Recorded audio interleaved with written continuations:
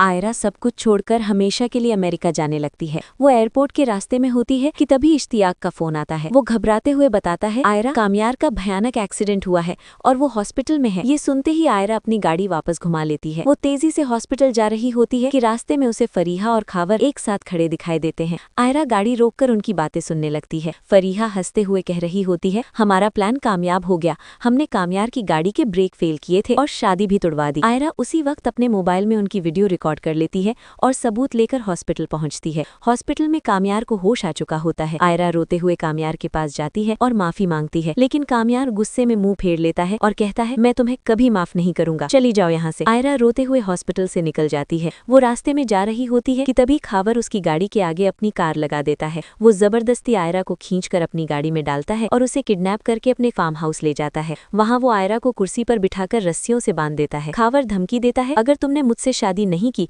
तो मेरे आदमी कामयार की गाड़ी में बम रख देंगे और उसे उड़ा देंगे। आयरा डर के मारे निकाह के लिए हाँ कर देती है। दूसरी तरफ अलग कामयार को कॉल करती है और बताती है कि आयरा घर नहीं पहुंची। कामयार को शक होता है। वो उसी वक्त हॉस्पिटल के बाहर लगे सीसीटीवी कैमरे की फुटेज चेक करवाता है। फुटेज में देखता है कि खावर आयरा को जबरदस्ती ले जा रहा है। कामयार अपने दोस्त की मदद से आयरा के मोबाइल की लोकेशन ट्रेस कर लेता है। कामयार फौरन इरफान साहब को कॉल करता है और कहता है अंकल खावर ने आयरा को किडनैप कर लिया है, मैं लोकेशन पर जा रहा हूँ, आप जल्दी से पुलिस लेकर वहाँ पहुँचे।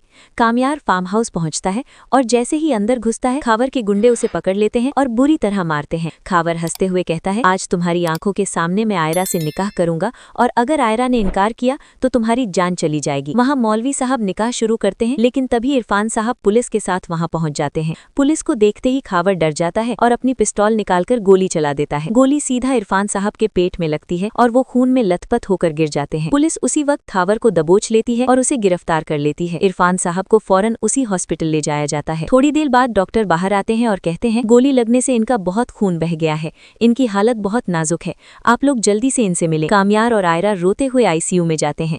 इरफान साहब अपनी आखिरी सांसें ले रहे होते हैं। वो कामयार का हाथ आयरा के हाथ में देते हैं और कहते हैं मेरी आखिरी ख्वाहिश है कि तुम दोनों अभी मेरी आंखों के सामने शादी कर लो। सुहेल साहब उसी वक्त मौलवी साहब को अंदर बुला लेते हैं। हॉस्पिटल के बेड के पास ही कामयार और आयरा का निकाह पढ़ाया जाता है। जैसे ही निकाह मुकम्मल होता है बेनिश जोर से चीखती हैं। इरफान साहब आयरा को एक नजर देखते हैं और उनकी गर्दन एक तरफ लुढ़क जाती है। उनकी सांसें हमेशा के लिए बंद हो जाती है। खुशी का माहौल मातम में बदल जाता है। अगले दिन इरफान साहब की तदफीन कर दी जाती है। कुछ दिन बाद कामयार आयरा को अपने घर ले आता है। आयरा बहुत उदास होती है। कामयार उसे खुश करने के लिए कहता है चलो हम कुछ दिन के लिए बाहर चलते हैं। कामयार आयरा को हनीमून के लिए मरी ले जाता है। वहाँ की खूबसूरत वादियों में कामयार और आयरा एक दूसरे के साथ वक्त बिताते हैं। आयरा अपने सारे गम भूल जाती है और दोनों एक नई और खुशहाल जिंदगी की शुरुआत करते हैं। दोस्तों अगर आपको ये ड्रामा पसंद आया हो तो हमारे चैनल को लाइक सब्सक्राइब